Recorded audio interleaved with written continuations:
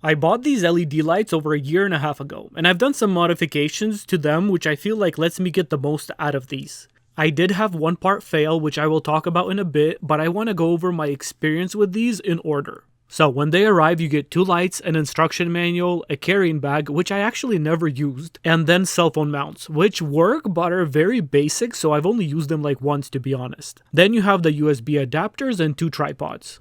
The lights are light and do feel sort of flimsy, but that's just to keep them lightweight. They have several attachment points so you can do different orientations. To attach, just screw it into the tripod. I didn't realize at first that they have this little dial in the back to make it easier to attach. Within the first week of use, I did a modification which in my opinion made these 100 times better.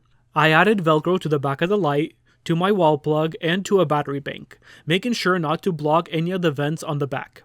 This essentially makes these battery-powered lights, which I can switch over to outlet power at any time. Now you could buy lights with batteries already on them, but usually those cost more. Also, you're limited to the battery in the light. With this, I can swap out battery banks if needed. Plus, the prices on the banks have come down a lot recently, and when you're not using the bank for the light, you can use it to charge your phone or other equipment. You can also use the USB adapter to power these from your phone, or use the phone holder to hold the power bank, but I prefer the Velcro power bank method.